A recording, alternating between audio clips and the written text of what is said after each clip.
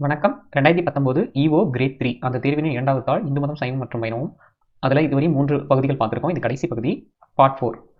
முதல் கேள்வி, சைவ சித்தாந்த தத்துவத்தின்படி முத்தியில் ஆன்மா இறைவனோடு இரண்டர கலந்த போதும் தன் தனி இயல்பை முற்றாய் இழந்து விடுவதில்லை. இக்கலப்புக்கு தமிழில் டேஸ் என்ற சொல்லை காட்டுவது மரபு.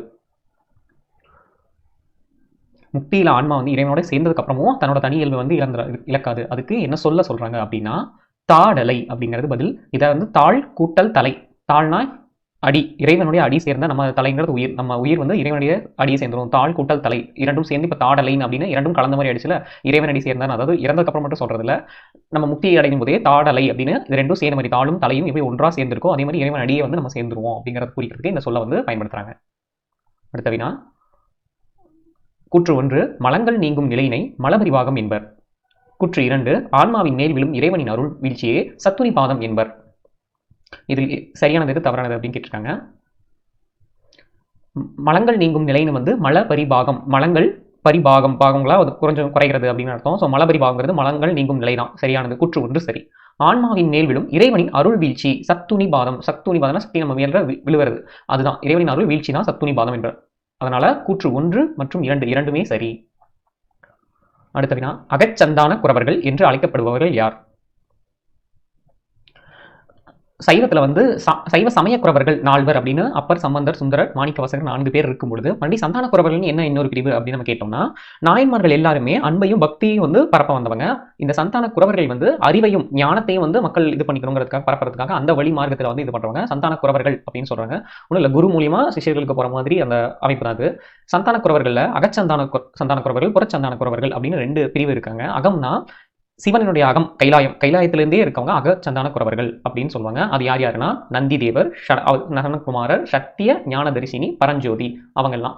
அப்ப புறச்சந்தானர்கள் யார் யார் அப்படின்னா இப்ப இந்த அருளந்தி சிவம், மெய்கண்டார், மணிஞான சம்பந்தர், உமாவதி சிவாச்சாரியார் அவங்கெல்லாம் புறச்சந்தான குறவர்கள் அப்படின்னு சொல்லுவாங்க.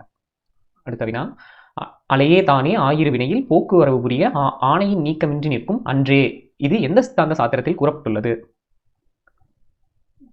இந்த மாதிரி வரிகள் கொடுத்துருக்காங்கன்னா நம்ம அதை கொஞ்சம் பார்த்து எதுன்னு தெரிஞ்சுக்கணும். இந்த வரிகள் கொடுக்கப்பட்டது சிவஞான போதம் அப்படிங்கிற நூலில் 2ஆம் சூத்திரம். நம்ம சூத்திரம்லாம் ஞாபகம் தெரியல, ஆனால் இதில் அந்த சிவஞான போதம்ங்கிறது தெரிஞ்சதாவே ஆன்சர் எழுதுற மாதிரி தான் இருக்கு. ஸோ இதுதான் சிவஞான போதம் தான் சாத்திரங்களிலேயே முதன்மையானது. அதுலேருந்து ஒரு வரிகளை கொடுத்துருக்காங்க. அடுத்த வினா, 14ஆம் நூற்றாண்டில் திருவெற்றியூர் தலபுராணத்தை பாடியவர் யார்? ஆப்ஷன்ஸ்ல ஏதாவது எலிமினேட் பண்ண முடிஞ்சா இன்னும் ரொம்ப ஈஸியாக இருக்கும். 14ஆம் நூற்றாண்டு அப்படின்னு கொடுத்துருக்காங்க. 1300 அந்த வருடங்கள் இருக்கு. மீனாட்சி சுந்தரம் பிள்ளை, வீரராகவ முதலியார் அவங்கெல்லாம் ஒரு 100-200 வருஷம் அந்தக்குள்ள தானே வந்திருப்பாங்க. ஸோ இதில் மற்றவங்க 2 பேர் தான். ஆனால் 14 திருவொற்றியூர் தலபுராணத்தை இதில் பாடியவர் யாருன்னா ஞான பிரகாசர். அடுத்த வினா, நரசிம்மவர்ம பல்லவன் காலத்து கல்வெட்டு ஒன்றில் டேஸ் என்ற வசனம் காணப்படுகின்றது. நரசிம்மவர்ம பல்லவன் காலத்து கல்வெட்டு. பல்லவர்கள் காலம் வரும்பொழுதே பக்தி இயக்கமும் அந்த கூடவே அதனுடைய பிற்பகுதியில் தொடங்கப்பட்டுச்சு. அப்போ பக்தி இயக்கங்கிறது சைவ சித்தாந்தங்கள்லாம் மறுபடியும் தலைத்தோங்க ஆரம்பித்த காலம். அவர் என்ன சொல்லியிருப்பார், இப்போ கலப்பிர காலத்துல தான் பௌத்தம் சமணம்லாம் சிறந்திருந்தது. அதுக்கெல்லாம் முடிஞ்சு இந்த பல்லவர் காலத்துல நான் ஒரு சைவ சித்தாந்தி அப்படின்ற வசனம் நரசிம்மவர் பல்லவர் காலத்தில் எழுதப்பட்டிருந்தது. அடுத்த வினா, ஆகமம் என்ற சொல்லிற்கு பொருள். ஆகமங்கிறது பதி, பசு, பாசம் போன்ற முப்பொருள் பற்றி கூறுவது. பதினா இறைவன், பசுனா உயிர்கள், பாசம்ங்கிறது நம்ம அந்த உயிரை கட்டி வச்சிருக்க 3 மலங்கள், பாசங்கள் அதெல்லாமே சேர்ந்தது. ஆகம்னா பதி, பசு, பாசம் ஆகிய முப்பொருள் பற்றி கூறுவது.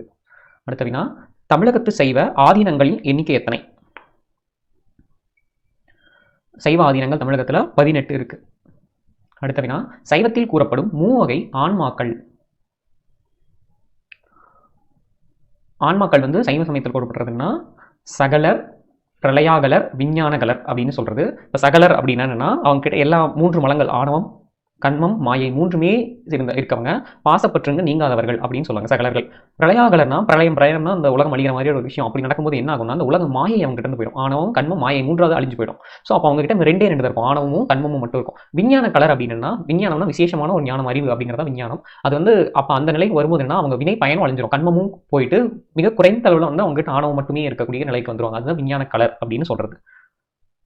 இது 3 வகை ஆன்மாக்களுக்கு இந்த 3 நிலையில் இருக்கிறதா சைவ சமயம் கூறுகிறது. இந்த வினா கொஞ்சம் முக்கியமானது. என்னன்னா இது கொஸ்டின் பேப்பர்ல நடக்கும்போது ஆன்சர் எக்ஸாம் ஆல்ரெடி நம்ம ரொம்ப கன்ஃபியூஸ் பண்ற மாதிரியான கொஸ்டினா இது ரொம்ப அமைஞ்சிருச்சு. ஆனால் இதுக்கு ஆன்சர் கீ விடும்போது ஒரு ஆன்சர் விட்டுருந்தாங்க. ஆனால் ஃபைனல் ஆன்சர் கீ விடும்போது எந்த கொஸ்டின் எழுதினாலும் மார்க் கொடுத்துட்டாங்க. அது ஏன் அப்படின்னு நான் கடைசியாக சொல்கிறேன். ஆனால் முதல்ல கேள்வி வந்து நம்ம பார்த்துட்டு அதுக்கு பதில் என்னவா இருக்கும் அப்படின்னு முதல்ல பார்த்துக்கலாம். மூவகை ஆன்மாக்களில் சரியில்லாத இணையை தேர்க அப்படின்னுட்டாங்க. ஸோ இப்போ முதல்ல என்னன்னு பார்க்கலாம். சகலர், பிரளயாகலர், விஞ்ஞானகலர், சுத்தம். இப்படி சொன்னாலும் அந்த மூன்றும் கொடுத்துட்டு சுத்தம் அப்படிங்கிறது கொடுத்துருக்காங்க. சகலர் அப்படிங்கிறது என்னன்னா, முன்னாடியே சொன்ன மாதிரி அவங்க கஷ்டப்பட்டு நீங்காதவர்களாக இருந்திருப்பாங்க. சகலர் இருக்கவங்க எல்லாருமே அவங்க என்ன உருவ நிலையில இருந்திருப்பாங்க அப்படின்னா, உருவ நிலையில இப்போ நம்ம வாழ்ற பூமியில இருந்திருப்பாங்க. அருவுருவம்னா உருவம் இல்லாத நிலை. அப்போ இது தவறானது. பிரளயாகலர் அப்படின்னா என்னன்னா, இவங்கெல்லாம் வந்து அதான் உலகம் அழிந்துரும்ல இவங்க இருக்கிற காலத்தில், அந்த மாதிரியான காலத்தில் இருப்பாங்க. அவங்க தான் வந்து உருவம் இல்லாத நிலையில் இருந்திருப்பாங்க. இந்த விஞ்ஞான கலர் அப்படிங்கிறவங்க என்ன இருப்பாங்கன்னா, இவங்க தான் வந்து அருவ நிலையில் இருப்பாங்க. அது இப்போ இந்த விஞ்ஞான கலர் அருவ நிலைங்கிறது சரியானது. இவங்க உருவமே இல்லாத அந்த நிலையில் இருந்திருப்பாங்க. சுத்தம்னாவே ஆனால் மறுநிலைன்னு நிலைன்னு கொடுத்துருக்காங்க. சுத்தமாக மறுநிலை என்னது, இருள் சூழ்ந்தது. சுத்தம்ங்கிறது ஒரு பொருந்தாததாக இருக்கா, அப்போ இதுவும் பொருந்தலை. அப்போ மூன்றாவது மட்டும்தான் இதில் சரியா இருக்கு. மற்ற மூன்றுமே இதில் தவறு. 1, 2, 4 4மே வந்து தவறான இருக்கு. சாய்ஸ்ல என்ன கொடுத்துருக்கணும், ஏபிசிடி அந்த சூஸ் பண்றதுல என்ன கொடுத்துருக்கணும்னா, சரியில்லாதுன்னா 1, 2, 4 அப்படின்னு கொடுத்துருக்கணும். ஆனால் அவங்க என்ன பண்ணிருக்காங்க, 1, 2, 4 சரியில்லாதது அப்படின்னு எழுதியிருந்தாங்கன்னா சரி, அந்த ஆப்ஷன் வந்து கரெக்டாக, இந்த கொஸ்டின் வந்து கரெக்டாக இருந்திருக்கும். ஆனால் என்ன பண்ணிட்டாங்க அப்படின்னா, வார்த்தையை விளையாட்டு மாதிரி கொஞ்சம் யூஸ் பண்ணிட்டாங்க. 1, 2, 4 சரி இல்லாதது அப்படின்னு போடுறதுங்களா, 1 சரியானது, 2 சரியானது, 4 சரியானதுன்னு கொடுத்துட்டாங்க. இப்போ அப்போ வந்து என்னன்னா, சரி இல்லாதுன்னு எழுதினா இதை தான் எழுதிருப்போம். அப்போ இது இல்லைன்னா அப்போ 3 வந்து சரியானது. அப்போ அதை வந்து சரியானது அல்ல அப்படின்னு இதை மாற்றி கொடுத்துட்டு, இப்போ இந்த வார்த்தையிலே விளையாடுற மாதிரி மாற்றிட்டாங்க. ஆரஞ்சு அப்படிங்கிறது என்ன வந்து ஒரு கலரா இல்லை ஒரு நிறமா அப்படின்னு கேட்டால் அந்த வார்த்தையில் விளையாடுறாங்களா அந்த மாதிரி கேட்குற மாதிரி கேட்டுட்டாங்க. அதனால என்ன ஆயிடுச்சு, ஒரு குழப்பம் வந்திருக்கும். நம்ம எக்ஸாமில் இந்த மாதிரி நம்ம கன்ஃபியூஸ் ஆயிருந்தோம்னா நம்ம வந்து என்ன பண்ணிருக்கணும், ஸ்கிப் பண்ணிட்டு அடுத்த கொஸ்டின் போயிருக்கணும். ஆனால் இது என்ன ஆயிடுச்சு, ஃபைனல் ஆன்சர் கீழே வந்து இந்த வார்த்தை விளையாடுறதுனால கொஞ்சம் தவறாயிடுச்சுன்னு எந்த ஆன்சர் எழுதினாலும் மார்க் கொடுத்துறாங்க. ஸோ இந்த மாதிரி ஆன்சர் கீயே வந்து நமக்கு என்ன ஆன்சர் என்ன கொஸ்டின் பேப்பர் எப்படி இருக்கும்னா, ஒரு சில தவறுகள் இருக்கிறதுக்கான வாய்ப்புகள் எப்பயுமே இருக்கும். அதனால இப்போ வந்து சேலஞ்ச் பண்ணுற அளவுக்குலாம் கொடுத்துட்டாங்க. ஸோ அதனால நம்ம பயப்பட தேவை. எக்ஸாமில் வந்து நம்ம டென்ஷன் ஆகக்கூடாது. நமக்கு 200 கட் ஆஃபாக இருக்க போகிறதுல நம்ம தெரிஞ்சதெல்லாம் எழுதிட்டு தெரியாத இந்த மாதிரி இருக்கிறது, இந்த மாதிரி ட்விஸ்டாக இருக்கிறது, அதெல்லாம் வந்து நம்ம கடைசியில் வந்து போடுற மாதிரி வச்சுக்கோங்க.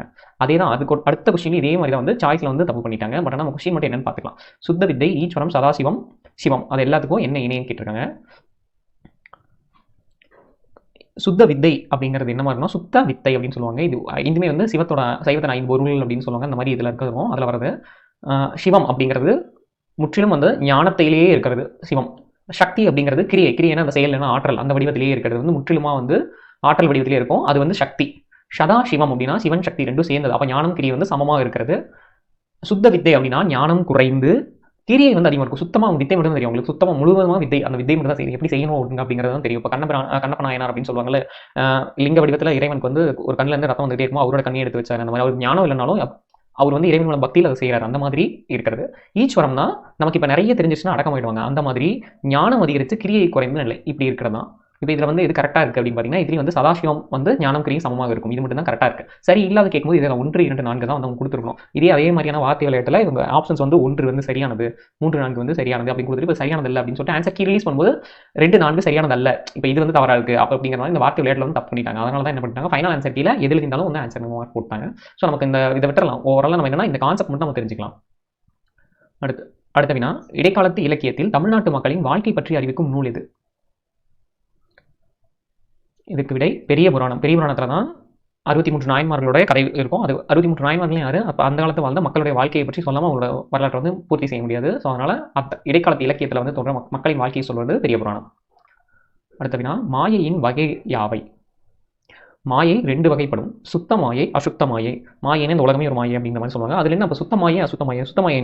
அசுத்த மாயைனா என்னன்னா, நம்ம இந்த உலகத்தில் வந்து நமக்கு வந்து அந்த ஞானத்தை அடைய விடாமல் தடுக்கிறது எல்லாமே அசுத்த மாயை. ஆனால் இதே உலகத்துல இருந்து தானே நம்ம அந்த ஞானத்தை அடைய முடியும். சில நல்ல விஷயங்களும் இதுக்குள்ளேயே தானே இருக்கு. அப்படி இருக்கிறது சுத்த மாயை. அடுத்த வினா, சிவ தத்துவம். இப்போ அந்த சிவ தத்துவம் சொன்னால சிவ, சக்தி, ஈஸ்வரம், அது முடியல சொல்லிட்டு இருந்தோம்ல, அது எல்லாமே அது சிவ தத்துவங்கள் மொத்தம் 5. அடுத்த வினா, சைவ சமய குறைவர்களையும் அவர்கள் இறைவனடி சேர்ந்த இடங்களையும் பொறுத்துக. திருஞான சம்பந்தர் அவர் இறைவனடி சேர்ந்த இடம் திருநல்லூர் பெருமணம். 4. திருநாவுக்கரசர் சேர்ந்தது வந்து திருப்புகழூர். சுந்தரர் அவருடைய தோழர், நம்பிரான் தோழர் என்று அழைக்கப்படுவார். தோழர் வந்து என்னன்னா அவங்க ஃப்ரெண்ட் வீட்டுக்கே போயிடுவாங்களா, அந்த மாதிரி கைலாயத்துக்கே போய் தான் அவர் வந்து இது உடைஞ்சார். மாணிக்க வாசகர் வந்து அடைந்தது சிதம்பரம். அப்ப 4, 3, 2, 1. 4, 3, 2, 1.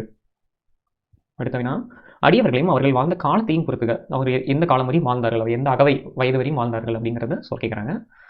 திருஞான சம்பந்தர், திருநாவுக்கரசர், சுந்தர மாணிக்க வாசகர், இந்த 4 வரையும் கொடுத்துருக்காங்க. சைவ சமய குறவர்கள் 4 வரையும் கொடுத்துருக்காங்க. இதை நம்ம ரொம்ப கொஞ்சம் ஈஸியாக ஞாபகம் வச்சுக்கலாம். திருஞான சம்பந்தர்கள் ஒரு குழந்தை பிராயத்திலேருந்து இது வந்தார். அவர் அதிக வயசு வாழவே இல்லை. அவர் தான் முதல்ல இருந்திருப்பார். திருஞான சம்பந்தர் அப்போ இதில் கம்மியாக 16 ஆண்டுகள் மட்டும்தான் அவர் வாழ்ந்தார். அடுத்து திருநாவுக்கரசர் அப்பர் வந்து இருக்கிறதே அதிக வயது வாழ்ந்தவர். அவர் வந்து 81 ஆண்டுகள் வந்து வாழ்ந்தார். அடுத்து சுந்தரர் வந்து அவர் ஃப்ரெண்ட். அவரும் வந்து ரொம்ப இளைஞர் தான். அந்த 3 பேர்ல முதல் தேவாரம் படிக்கும் போது அவரும் இளைஞர் தான். ஸோ அப்போ சுந்தரர் வந்து 18 ஆண்டுகள் வந்திருக்கார். மாணிக்க வாசகர் வந்து மிச்சம் இருக்கிற 32 வருடங்கள் வந்து அவர் வாழ்ந்திருக்கார். அப்போ 2, 1, 4, 3 அப்படிங்கிறது சரி. அடுத்த வினா, சக்தியும் சிவமும் இணைந்த இறை வழிபாடு எது? ஆப்ஷன்ஸ் பார்த்தாவே தெரிஞ்சிடும். சக்தி சிவம் சேர்ந்தது என்னது? அம்மை அப்பர். அடுத்த வினா, சைவ கூற்றுப்படி சிவனின் அருளாக வெளிப்படுவது சிவ அருள் இதில் எது? நம்ம வந்து சிவனை வழிபடுறது பக்தியில் வரும். சிவன் நமக்கு அருள் தரது தான் நமக்கு சக்தி கொடு அப்படிங்கிறது பண்ணாங்களா. சிவன் அருள் தான் நமக்கு சக்தியாக பண்ணுறது. அடுத்த வினா, சைவ சித்தாந்தப்படி இறையருள் பெறும் நிலை என்பது என்ன? இறை அருள் பெரும் நிலை, மலபரிவாகனம் மலங்கள்லாம் அழியிற நிலைன்னு சொல்றாங்க. இறை அருள் பெரும் நிலை என்ன? சத்தினி பாதம். இறையருள் நம்ம மேலே பொழியிற நிலைன்னு முன்னாடி பார்த்தோம். சத்தினி பாதம். அதே வினா மறுபடியும் வந்திருக்கு. அடுத்து, சைவத்தின் பொற்காலம் எனப்படுவது? தஞ்சை பெரிய கோயில், கங்கை கொண்ட சோழபுரம் வந்து சைவம் சிறந்து விளங்க காலம் வந்து சோழர்களின் காலம். அடுத்த வினா, உலகில் உள்ள அனைத்து உருவங்களிலும் முழுமையும் அழகும் மிகுந்தது என்று எந்த கோயில் இறைவனை பிரான்சிஸ் எப்பி உரோடின் பாராட்டியுள்ளார்? கண்டிப்பாக சிற்பங்கள்ல மிக அழகான நடராஜர் தான். ஆனால் அதில் எந்த நடராஜர் அப்படிங்கிறத நம்ம பார்க்கணும். இவர் பாராட்டினது திருவாலங்காடு நடராஜர். அடுத்த வினா, சிவஞான போதத்தில் உள்ள 2 பெரும் பிரிவுகள் யாவை? சிவஞான போதம் தான் சைவ சாத்திரங்களில் முதன்மையானது. மெய்கண்டார் எழுதுறது. அதில் 2 பிரிவுகள், பொது மற்றும் சிறப்பு. பொது அதிகாரம், சிறப்பதிகாரம். அடுத்த வினா, சந்தான குரவர்கள் என்று அழைக்கப்படுவார்கள். முன்னதாக சொன்ன சந்தான குரவர்கள்னா அறிவு ஞானத்தை பரப்புறதுக்காக இது பண்ணுவாங்க. இவங்க எல்லாமே புறச்சந்தானர்கள் ஆப்ஷனாக கொடுத்துருக்காங்க. யார் யாருன்னா, மெய்கண்டார், அருணந்தி சிவம், மறைஞான சம்பந்தர், உமாவதி சிவம். மாறி மாறி பல பிறப்பும் பிறந்து அடியை அடைந்து உள்ளந்தேறி ஈழென்பந்த திருவெள்ளம் யான் மூழ்கினேன் என்று பாடியவர். மாறி மாறி பல பிறப்பு நான் இந்த இன்பத்தில் வந்து மூழ்கியிருக்கேன் அப்படின்னு பாடினவர் நம்ம ஆழ்வார். அடுத்த வினா, விஷ்ணு என்னும் உயர்ந்த தெய்வத்தை எதனால் அறிய முடியும்?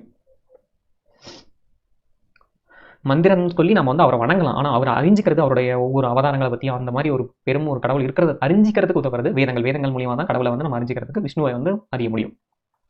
அடுத்த வினா, 4000 திவ்ய பிரபந்தத்தில் உள்ள மொத்த பாடல்கள் நூல்கள் எத்தனை? நூல்களும் பாடல்களும் கேட்குறாங்க.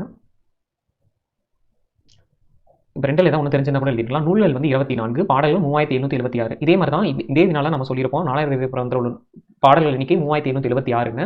அதுவும் வந்து கீ கொடுக்கும்போது 3776 தான் கொடுத்துருந்தாங்க. ஆனால் ஃபைனல் ஆன்சர் கீ என்ன பண்ணிட்டாங்க, 4000 ஒரு ஆப்ஷன் இருக்குல்ல, அதையும் சேர்த்துக்கிட்டாங்க. அதையும் சேர்த்து நம்ம கொடுத்துருக்காங்க. ஆனால் நம்ம இப்போ இப்போ இந்த மாதிரி கீஸ் வந்து கொஞ்சம் டிஃபரன்ஸ் ஆகலாம். ஃபைனல் கீ ஆன்சர் விடுறது தான் நம்ம கணக்கு. நம்ம எக்ஸாம் ஹாலில் எது ரொம்ப ரிலவெண்ட்டோ, ரொம்ப அதிகபட்சமாக இதுதான் சரியாக இருக்கும் அப்படிமோ அது மாதிரி எழுதுவோம். இந்த மாதிரி வினாக்கள் 2-3 தான் அந்த மாதிரி வரும். ஸோ அதனால் நம்ம அதை நினச்சி நம்ம டென்ஷன் ஆகிக்க வேணாம். நம்ம வந்து மற்ற கேள்விகள், இந்த மாதிரி குழப்பம் இல்லாத கேள்விகள் வந்து சரியாக எழுதிட்டு வரணும். அடுத்த வினா, திருவேங்கடத்தில் சிவனும் திருமாலும் இணைந்திருக்கும் திருக்கோலத்தை கண்டதாக கூறிய ஆழ்வார் யார்?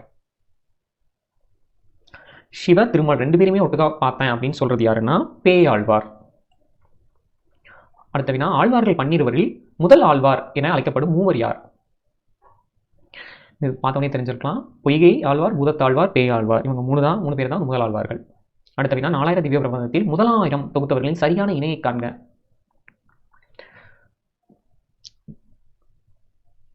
திருப்பாவை எழுதுனது பெரியாழ்வார் கிடையாது. பெரியாழ்வார் திருமொழி தான் ஆண்டாள் கிடையாது. ஆனால் திருப்பல்லாண்டு எழுதுனது பெரியாழ்வார் தான். நாச்சியார் திருமொழி எழுதுனதும் ஆண்டாள் தான். இது 2மே சரி தான். 2மே முதல் 1000ல் இருக்கிறது தான். ஆனால் ஆன்சர் கீழே வந்து திருப்பல்லாண்டு எழுதுன பெரியாழ்வார் மட்டும் தான் கொடுத்துருக்காங்க. ஃபைனல் ஆன்சர் கீழே இந்த மாதிரி ஒரு இது பண்ணுற இதுக்கு ஏ ஆப்ஷனே தான் கொடுத்துருக்காங்க. திருப்பல்லாண்டு வந்து பெரியாழ்வார் எழுதுனது அப்படின்னு தான் சொல்லியிருக்காங்க.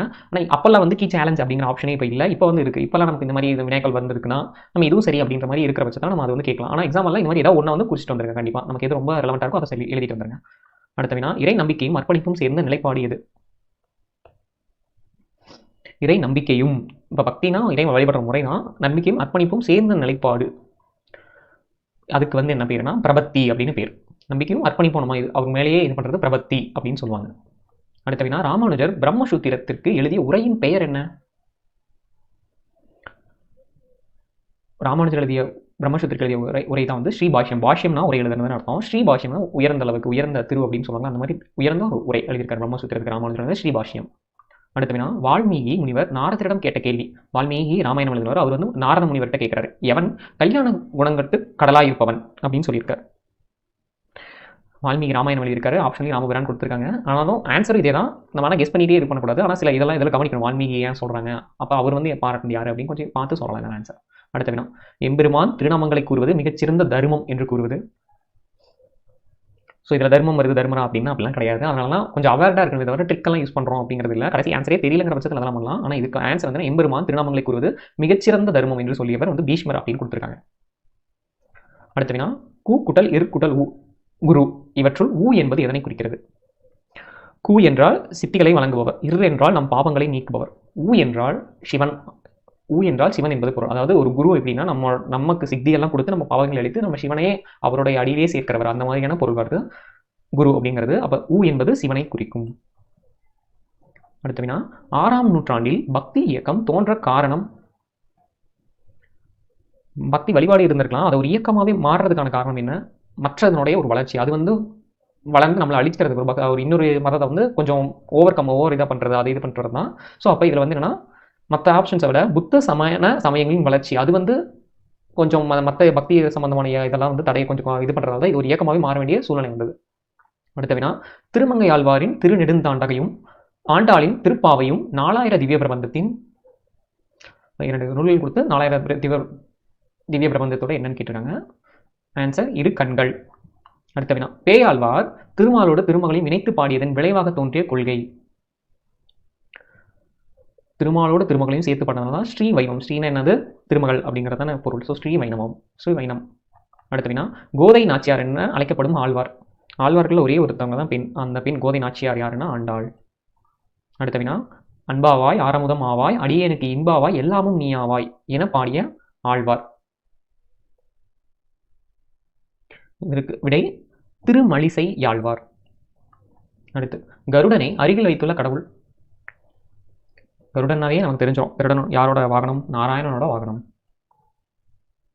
அடுத்த வினா, விசிஷ்டாத்வைத மதத்தை பரப்பியவர். விசேஷமான அத்வைதம். அத்வைதங்கிற சங்கரர், அதில் விசேஷமான அத்வைதத்தை பரப்பியவர் தான் ராமானுஜர். நம்மாழ்வாரையே தெய்வமாக வணங்கிய ஆழ்வார் யார்? இது தெரிஞ்சதுதான், மதுர கவி ஆழ்வார். வயதில் ஒரு பெரியவராக இருந்தாலுமே இவர் வந்து வடநாட்டுக்கெல்லாம் போகும்போது இங்கே தென்திசையிலேருந்தே ஒரு ஒளி வரதை பார்த்துட்டு இங்கே வந்து நம்மாழ்வாரையே பார்த்து அவரோட ஞானத்தால் வந்து ஆட்கொண்டு அவரையே தெய்வமாகவே வணங்கி எழுத ஆரம்பிச்சிட்டார் மதுர கவி ஆழ்வார். அடுத்த வினா, நூல் ஆசிரியர்கள் வந்து எது பொருத்தமற்றது அப்படின்னு கேட்டிருக்காங்க. பெருமாள் திருமொழி குலசேகர ஆழ்வார் சரி, திருப்பாவை ஆண்டாள் தான் எழுதினாங்க சரி, 3ஆம் திருவந்தாதி பேயாழ்வார் இதுவும் சரி, பெரிய திருமடல் எழுதினது யாருன்னா திருமங்கை ஆழ்வார். ஆனால் இங்கே பெரிய ஆழ்வார்னு கொடுத்துருக்காங்க. அப்போ இதுதான் பொருத்தமற்றது. ஸோ அப்போ இதுதான் பெரிய திருமடல் பெரிய ஆழ்வார் தான் பொருத்தமற்றது. அடுத்த வினா, தாம் கண்ட காட்சியில் சிவனும் திருமாலும் இணைந்திருக்கும் திருக்கோலத்தை கண்டதாக கூறிய ஆழ்வார். முன்னாடியே சொன்னதான், திருவேங்கடத்தில் தான் இந்த நிகழ்ச்சியை பார்த்து தான் குறிப்பிட்டிருந்தாங்க. இப்போ வந்து மீண்டும் வந்து அதே கேள்வி அதே வினாத்தாள் மறுபடியும் வந்திருக்கு. ஸோ இப்போ ஆன்சர் என்ன? பேயாழ்வார். அடுத்த வினா, விட்டுணு சித்தர் என்ற இயற்பெயருடைய ஆழ்வார் யார்? விட்டுணு சித்தர் என்ற இயற்பெயருடைய ஆழ்வார் பெரியாழ்வார். அடுத்த வினா, ஆண்டாளின் காலம்.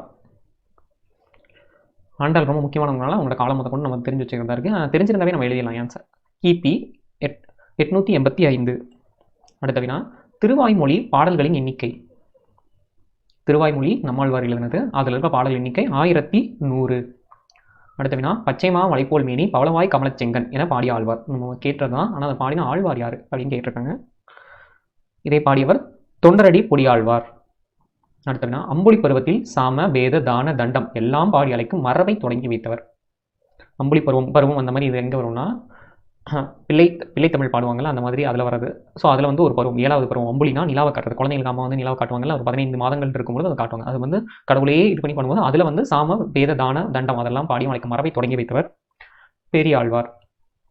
அடுத்த வினா, நாதம் என்ற சுத்த மாயையின் அதிபர். நாதம்னா ஓசை, ஓசைனா ஓசை ஒளியெல்லாம் ஆனவர் யாரு? நாதன் அப்படின்ற பேரே அவருக்கு இருக்கு. அது யாருன்னா சிவம். இப்போ நம்ம 50 கொஸ்டின்ஸ் நம்ம பார்த்துருக்கோம். 2019 EO கிரேட் 3 அதில் டிகிரி ஸ்டாண்டர்ட் கொஸ்டின் வந்து நம்ம ஃபுல்லாக பார்த்துருக்கோம். ஸோ இப்போ இதை நீங்கள் திரும்ப பார்க்கும்போது எதெல்லாம் ஆன்சர் பண்ண முடியுதுன்னு பாருங்கள், எதெல்லாம் ஆன்சர் பண்ண முடியலை அப்படின்னு பாருங்கள். அந்த டாப்பிக்லாம் இன்னும் நம்ம படிக்கும்போது கவனம் செலுத்தி படிக்கணும். நன்றி, வணக்கம்.